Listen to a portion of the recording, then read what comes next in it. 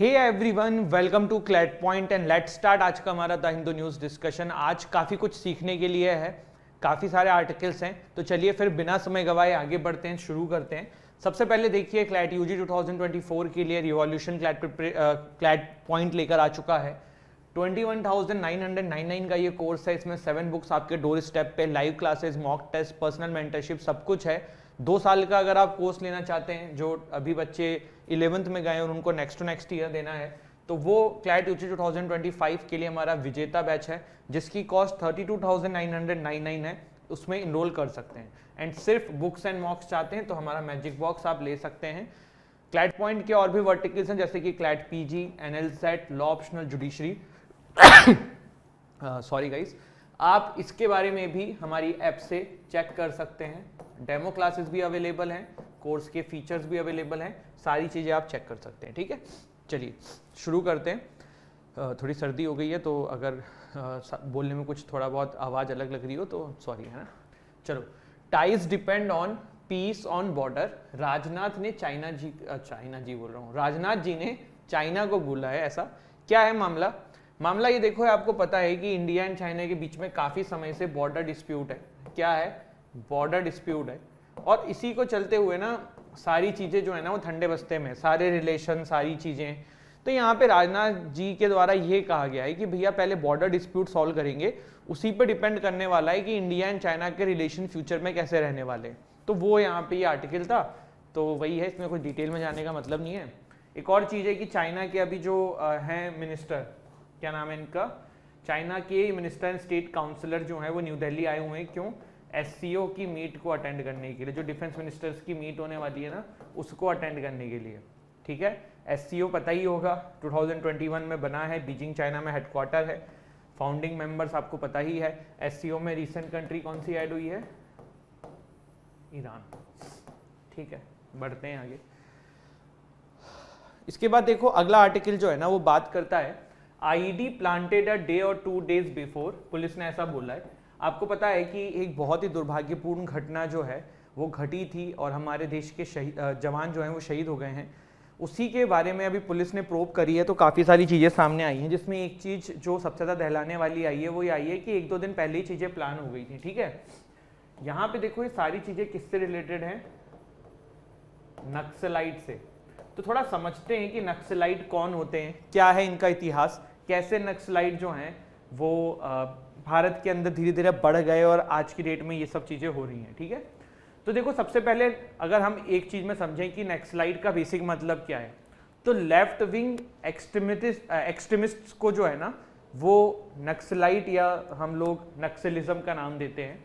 विश्व में ना ये माओइस्ट के नाम से जाने जाते हैं, बट इंडिया में इनको ना नक्सलाइट्स या नक्सलिज्म के नाम से जाना जाता है। अब आप कहोगे कि सर इंडिया में ऐसा क्यों किया जाता है जब वर्ल्ड की अलग अलग कंट्रीज में इनको दूसरे नाम से जाना जाता है? पहले देखो ये कब बने थे, 1960 से आप कह सकते हो कि ये लोग जो हैं नक्सलाइट जो हैं वो इंडिया में देखे जाने लगे थे। देखो आप लोगों ने ना एक मूवी देखी होगी, नहीं देखी है तो देखना, न्यूटन। इससे ना नक्सलाइट्स के बारे में आप काफ़ी कुछ समझ पाओगे कि कैसे ये उन जगहों पे चीज़ों को मैनेज करते हैं या करते हैं, कैसे लोगों को वोट नहीं देने देते हैं। Newton movie is very good, ऐसे भी अच्छी है और नक्सलाइट से रिलेटेड ही है।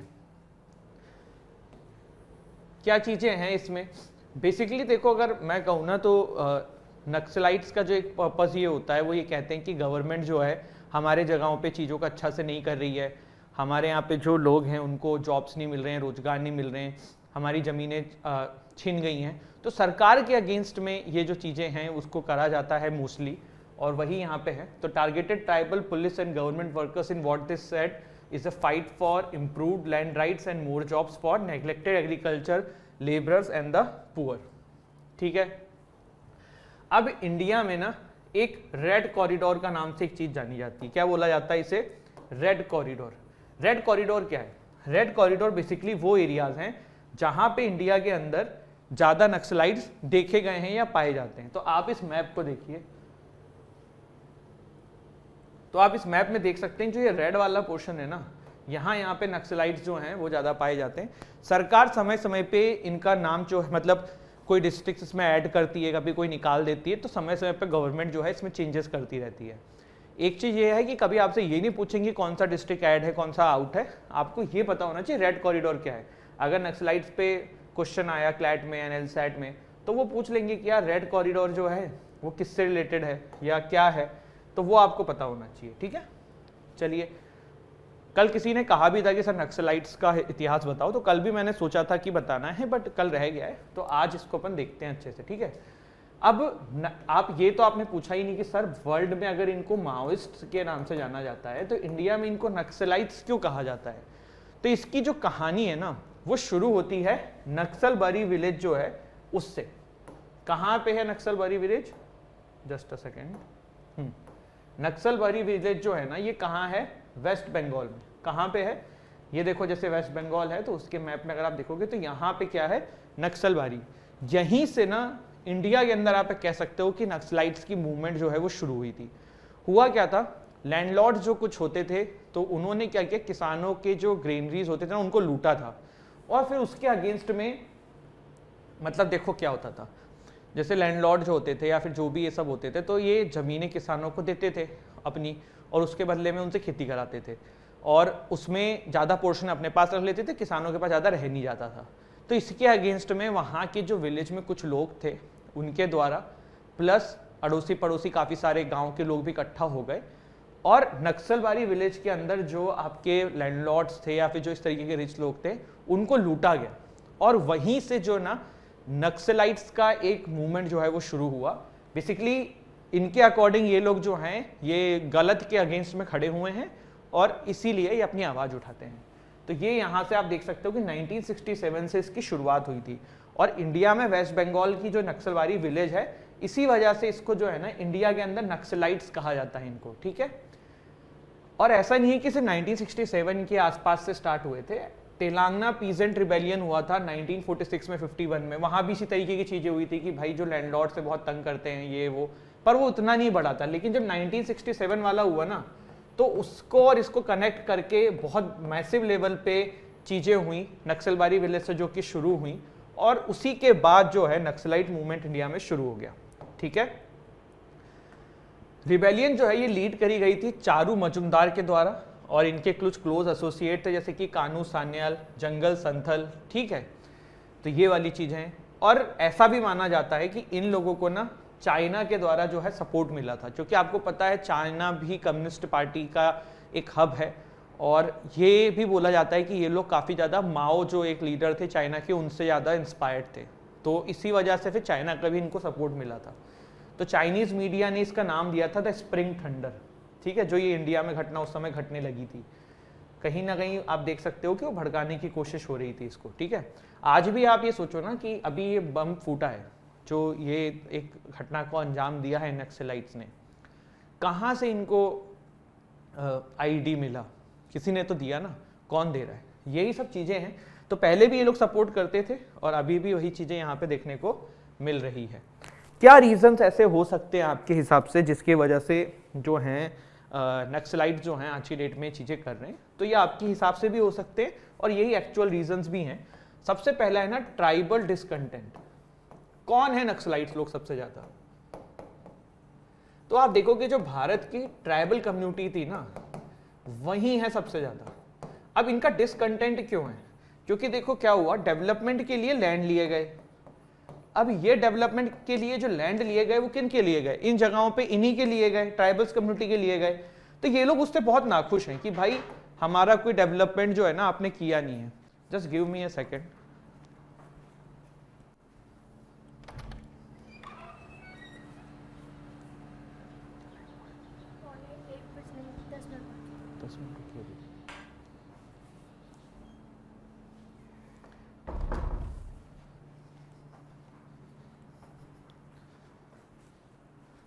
Guys sorry, extremely sorry. तो यहाँ पे देखो सबसे पहली चीज तो ये कि ट्राइबल डिसकंटेंट था। ट्राइबल डिसकंटेंट क्यों था, मैंने आपको बताया कि भाई ट्राइबल कम्युनिटी को ऐसा लगा कि हमारा जो है ना हमसे चीजें छीनी जा रही हैं बट हमें उसके बदले में सरकार से कुछ मिल नहीं रहा है, तो ट्राइबल लोग जो है वो खुश नहीं थे। दूसरा भी यहाँ पे यही है कि जो सरकारें हैं, ठीक है, गवर्नमेंट रिलेटेड इश्यूज, बोला जाता है कि सरकारें स्कीम चलाती हैं हमारे तक पहुंचती नहीं है। और देखो अभी ना ये इतना नहीं हो रहा है, लेकिन जब आप स्टार्टिंग से इसको कंपेयर करो जब हमारा देश आज़ाद हुआ था उसके बाद काफ़ी एक्सप्लोटेशन हुआ था। देखो बहुत सारे, मुझे भी याद नहीं आ रहा किस लीडर ने कहा था, बट ये कहा था कि हम ऊपर से 100 रुपया भेजते हैं तो नीचे जाके 1 रुपया मिलता है। मतलब कैसे इतना करप्शन होता है कि ऊपर से 100 रुपया गया तब नीचे जाके उस बंदे को 1 रुपया मिलेगा। मतलब किसी गरीब के लिए अगर 100 रुपया भेज रही है सरकार तो उस तक 1 रुपया पहुंचेगा। तो ये आज़ादी के बाद बहुत ज़्यादा था, तो उस समय ना ये लोग बहुत ज़्यादा नाखुश हो गए थे और इस वजह से ये चीज़ें हुई। फिर यहाँ पे ना इकोनॉमी भी एक रीज़न है। इकोनॉमी क्या रीज़न है? देखो जो ये लोग हैं ना, ये लोग रिच नहीं हैं, बहुत सारे लोगों के पास खाना पीना इन सब का भी पैसा नहीं है, तो वो लोग इस जो उनके आसपास के लोग जैसे इसको ज्वाइन करते हैं तो वो लोग भी कर लेते हैं जिससे कि उनका जो इकोनॉमिकली लेवल पे, फाइनेंशियल लेवल पे कुछ मदद हो पाए।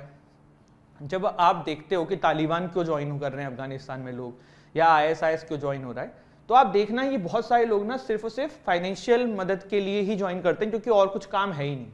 आज इसी से मुझे एक याद आया है, एक ना ट्रेलर आया है केरला स्टोरी, भाई देखना ये, ठीक है, ये मूवी भी देखना, अच्छी मूवी है, ट्रेलर भी देखना। फिर देखो CRPF के जवान यहाँ पे शहीद हुए हैं, तो ये बहुत दुर्भाग्यपूर्ण घटना है, but let's something know about CRPF। CRPF क्या है, कैसे काम करती है, ये वाली चीज़ थोड़ा सा जान लेते हैं। तो CRPF जो है वो ऑफिशियली वर्क करती है मिनिस्ट्री ऑफ होम अफेयर्स के अंडर में, function all states and union territories, maintain law and order करने का काम करती है। बट CRPF का काम इंटरनल सिक्योरिटी का है, मतलब देश के अंदर जो सिक्योरिटी है ना उसको मेंटेन कराने के लिए ज़्यादा काम करती है। एक्सटर्नल जो है वो आर्मी देखती है, ठीक है। CRPF जो है largest central armed police force है जो कि अफेक्टेड एरियाज में डिप्लॉय करी जाती है। आपको पता है कि CRPF को सिर्फ और सिर्फ नक्सलाइट्स के अगेंस्ट में नहीं, जैसे कि कहीं आपदा आ गई, बाढ़ आ गया, भूकंप आ गया, तो वहाँ भी CRPF यूज़ करती है। कोबरा जो होती है इनकी एक स्पेशल ऑपरेशन यूनिट है जो कि guerrilla tactics and jungle warfare का यूज़ करती है। गुरिल्ला टैक्टिक्स क्या होता है? गुरिल्ला टैक्टिक्स ना सबसे पहले मराठास ने स्टार्ट करी थी शिवाजी जी के टाइम पे। करते क्या थे कि भाई जंगल में छुप गए और कोई निकल रहा है तो फिर वहाँ पे उस पर अचानक से हमला कर दिया अलग अलग डायरेक्शन से, तो उससे सामने वाले को काफ़ी नुकसान पहुँचता था, तो वही गुरिल्ला टैक्टिक्स होती थी। CRPF जो है वो पहले 1965 तक इंडिया पाकिस्तान के बॉर्डर पे तैनात रहती थी, लेकिन फिर जो है BSF बना दी गई, तब CRPF को वहाँ से हटा लिया गया। रूरल नेचुरल डिसास्टर्स में मदद करती है, मैंने आपको बताया। International missions for United Nations में भी इनको समय समय पे भेजा जाता है। CRPF के बारे में थोड़ा सा और देख लो। 27 जुलाई 1939 को फाउंड हुई थी, हेडक्वार्टर है न्यू दिल्ली में, पार्लियामेंट ऑफ इंडिया के अंडर में ये काम करती है, ठीक है। फुल फॉर्म क्या है? Central reserve police force, ministry of home affairs के अंडर में ही चलती है। तो this is a important fact जो आपको ध्यान रखना है, ठीक है। इसके बाद अगला आर्टिकल जो है ना वो है India sends third ship INS Tarkash to Port Sudan for evacuating citizens. जल्दी से बताओ, दो जो INS भेजे थे क्या नाम था उनका? एक का नाम था सुमेधा, एक का नाम था तेज, और तीसरा यहाँ पे तरकश को भी भेज दिया गया है, ठीक है। तो वही है, तरकश भेज दिया गया है, INS तेज अभी पहले भेजा था, INS सुमेधा भेजा गया था, और इसके अलावा C-130J एयरक्राफ्ट भी यहाँ पे भेजे गए हैं। तो ये न्यूज़ थी, देख लेना। क्या नाम है इस प्रोजेक्ट का? बिल्कुल सही बता रहे हो, क्या नाम है? ऑपरेशन कावेरी, ठीक है, ऑपरेशन कावेरी। और INS सुमेधा सबसे पहले भेजा गया था, फिर INS तेज, और अब है INS तरकश, ठीक है। चलिए, कहाँ से लोगों को लाया जा रहा है? सूडान से लोगों को बचाने की कोशिश करी जा रही है। देखो ये केन्या वाली न्यूज़ जो है ना, ये ख़त्म होने का नाम ही नहीं ले रही है। यहाँ पे एक और पेस्टर जो है वो मास किलिंग के वजह से पकड़ाए गए हैं। इनके ऊपर भी आरोप है कि इन्होंने कल्ट प्रैक्टिस करी थी, लोगों को बताया था कि आपको गॉड मिल जाएंगे अगर आप इस तरीके से डेथ करके गॉड को प्राप्त कर सकते हो। तो वही है, कल मैंने आपको एक स्टोरी बताई थी, बुरारी मर्डर केस दिल्ली वाला, वो भी कुछ इसी तरीके की घटना है। आप लोगों ने आई थिंक इसके बारे में पढ़ा ही होगा, ठीक है। तो ये था गाइज हमारा आज का सेशन, एंड आई होप आपको सेशन अच्छा लगा हो। तो अगर ये वीडियो अच्छी लगी हो तो don't forget to like share subscribe the channel. हंसते रहो, मुस्कुराते रहो, पढ़ाई करते रहो। मिलते हैं कल। किसी ने मेरे से पूछा था सर आफ्सपा पे वीडियो बना दो, आफ्सपा क्लैट पॉइंट आप सर्च कर लो, आपको वीडियो मिल जाएगी already. This is it, thank you so much. जय हिंद, जय भारत। ईस्ट में रिसेंटली हमने देखा कि आर्म फोर्सेस के द्वारा काफी सारे सिविलियंस को भी मृत्यु कर दी गई, जिसके बाद काफी सारा क्रिटिसिज्म होने लगा आफ्स्पा का। What is AFSPA? आफ्स्पा जो है ना, ये आर्मी को, सेंट्रल एंड स्टेट पुलिस को ये पावर देता है कि ऐसे एरिया जहां पे आफ्स्पा लगा हुआ है, आफ्स्पा लगा कहां होता है? डिस्टर्ब्ड एरियाज में लगा होता है। आफ्स्पा की फुल फॉर्म होती है armed force special power act. तो डिस्टर्ब्ड एरियाज जो है ये आपकी गवर्नमेंट घोषित करती है, और उसके बाद वहां पे अगर आफ्स्पा लगा होता है तो वहां की आर्म्ड फोर्सेस, सेंट्रल फोर्सेस और जो आपकी पुलिस है उनको ये पावर मिलती है कि जरूरत पड़ने पे वो किसी को शूट टू किल कर सकते हैं, हाउसेस को सर्च कर सकते हैं, किसी की प्रॉपर्टी को सीज कर सकते हैं। अगर आर्म फोर्सेस को ये लगता है कि जो बंदा है जिसके साथ वो ये कर रहे हैं वो इंसर्जेंसी कर सकता है, वो मिलिटेंट है, या फिर वो देश की सोवरेनिटी के लिए कुछ खतरनाक कुछ ऐसा कर सकता है, तो वहां पे ये चीज जो है ये पावर आर्मी को, state and central police officers को देती है। मैंने बताया आस्पा जो है वो मिलिटेंसी, इंसर्जेंसी के केसेस में इन्वोक किया जाता है। Arrest a person without A warrant, जो कॉग्निजेबल ऑफेंस करने वाला हो, यहाँ पे ये पावर भी मिलती है। What is cognizable offence? Cognizable offence मतलब जो हीनियस टाइप के क्राइम होते हैं। अगर जिन जगहों पे आफ्स्पा लगा हुआ है, जो जगहें डिस्टर्ब एरियाज में हैं, वहां पे अगर कोई बंदा कॉग्निजेबल ऑफेंस करना वाला होता है तो भी उसको अरेस्ट किया जा सकता है विदाउट अ वारंट। इसके अलावा ये आर्म फोर्स को लीगल इम्यूनिटी देता है कि अगर उन्होंने इस सब चीज के अंदर कुछ किया, ऐसे डिस्टर्ब एरियाज में आर्म फोर्स ने अपनी पावर का यूज करके कुछ किया, और कल को वो पावर का यूज थोड़ी गलत जगह पे हो गया, बाय द वे इन्होंने किसी गलत बंदे को पकड़ लिया, कुछ ह्यूमन राइट वायलेशन हो गया, तो इनको यहाँ पे इम्यूनिटी है, कोई भी आप पे क्वेश्चन नहीं कर सकता है, अनटिल एंड अनलेस गवर्नमेंट जो है उस चीज के लिए अलाउ ना करे। इसके बाद थोड़ा सा हिस्टोरिकल बैकग्राउंड देखते हैं arm force special power act का।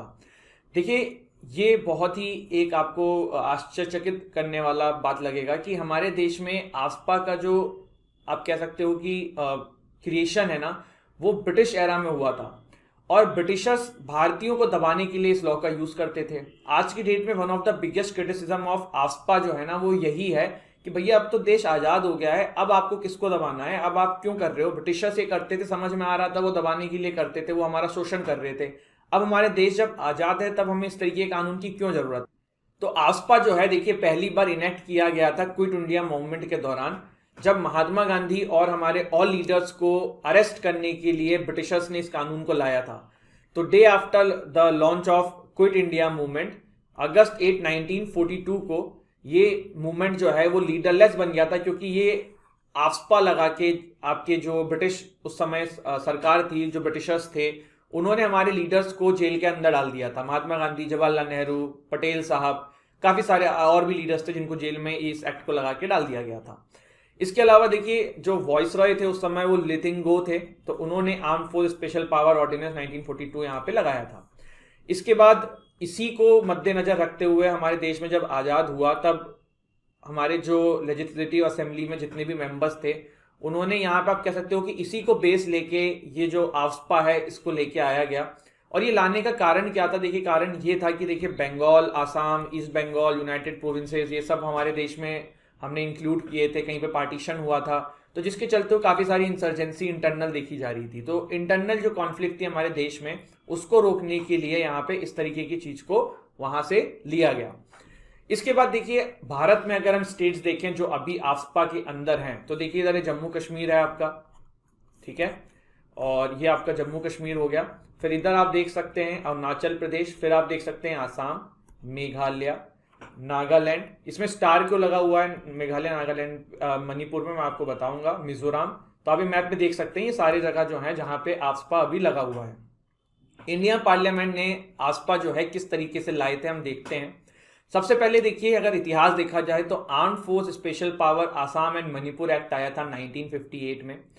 ये जरूरत ये पड़ी क्योंकि नॉर्थ ईस्टर्न एरियाज में इंसर्जेंसी देखने को मिल रही थी, जिसके चलते हुए सरकार को 1958 के आसपास जरूरत महसूस हुई और आसाम एंड मणिपुर के लिए इस एक्ट को लाया गया।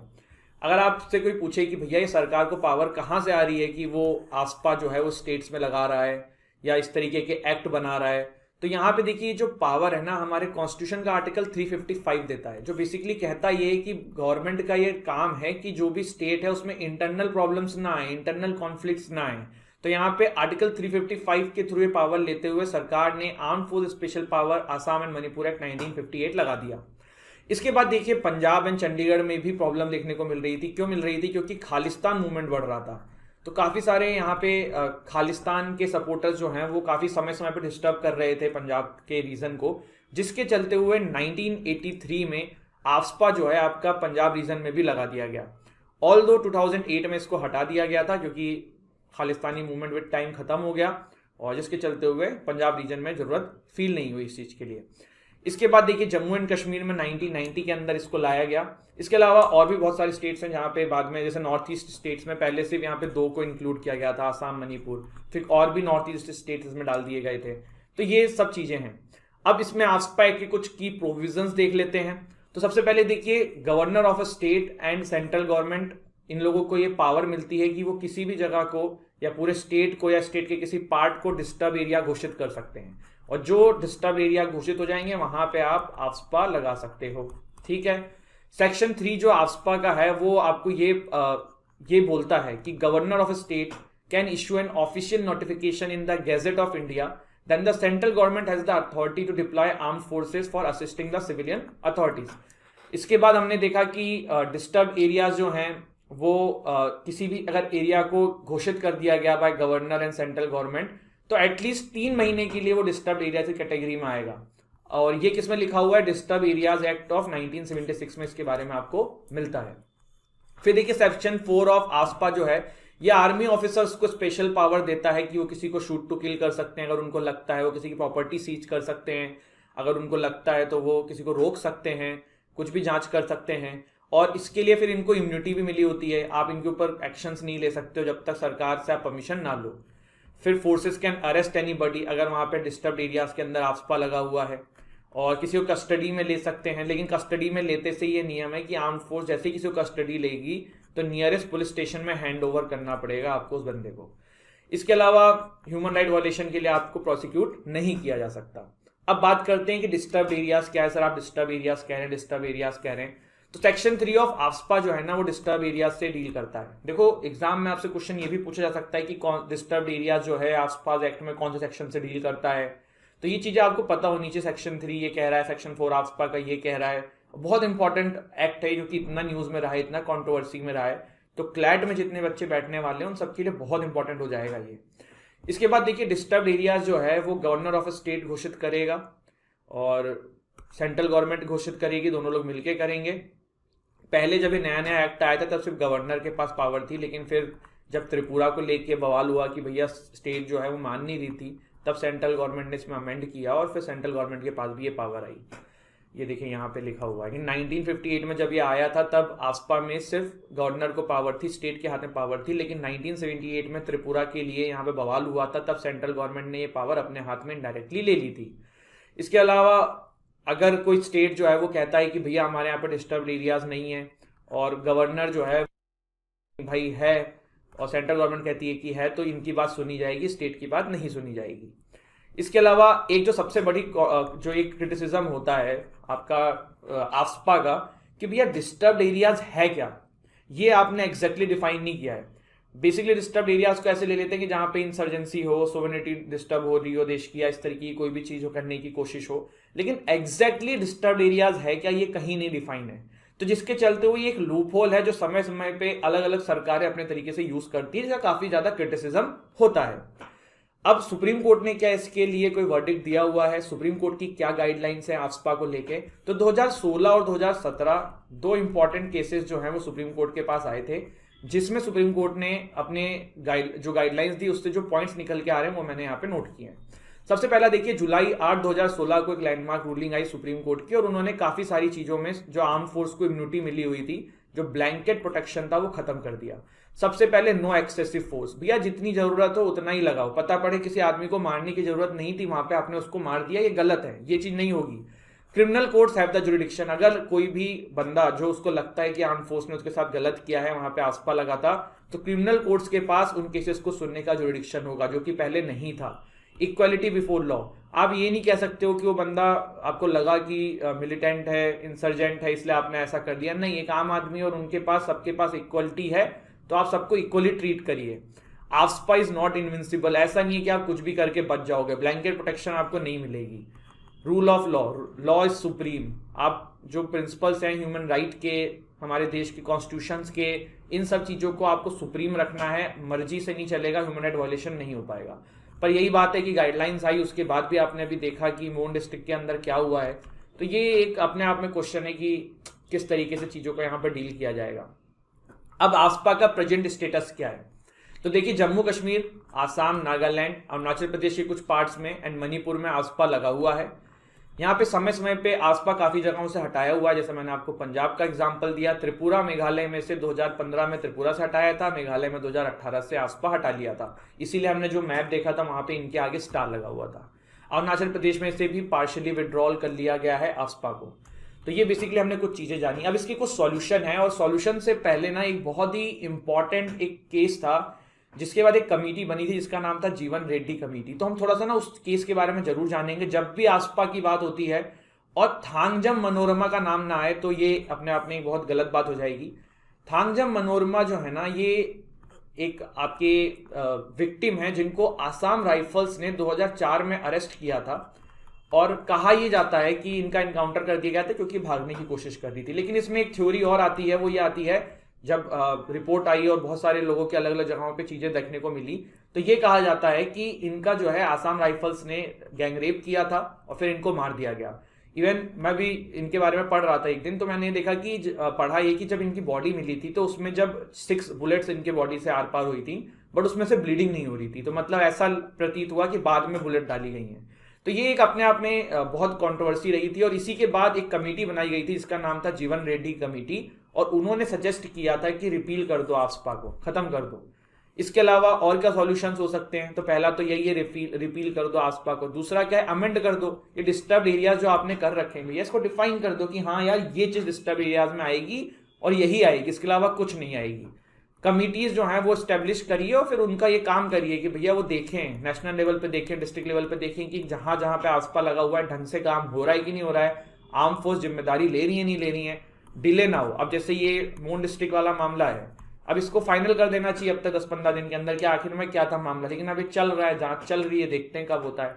तो दीज आर सम सॉल्यूशन जो इसके लिए किए जा सकते हैं, और ये था हमारा आसपा जिसके बारे में हमने सुना। अगर आपने हैदर मूवी देखी होगी ना, तो हैदर मूवी के अंदर शाहिद कपूर आसपा आसपा करते हैं। तो ये देखिए वही वाली बात है कि देखिए जरूरत भी है, आसपा की जरूरत है, इसमें कोई डाउट नहीं है, एक बहुत रीजनेबल मैन की तरह अगर हम बात करें। लेकिन जो कुछ इसमें ब्लैंकेट प्रोटेक्शन है ना, उसे खत्म करने की बहुत जरूरत है। तो वो अगर नहीं होगा तो दिक्कत है। तो जीवन रेड्डी कमेटी ने यहाँ पे यही सजेस्ट किया था कि आप आसपा को हटा के सीआरपीसी के अंदर, आईपीसी के अंदर कुछ ऐसे प्रोविजंस डालो जो आर्म्स फोर्स को प्रोटेक्शन दें, और वो इस तरीके के सिचुएशंस में चीजों को टैकल कर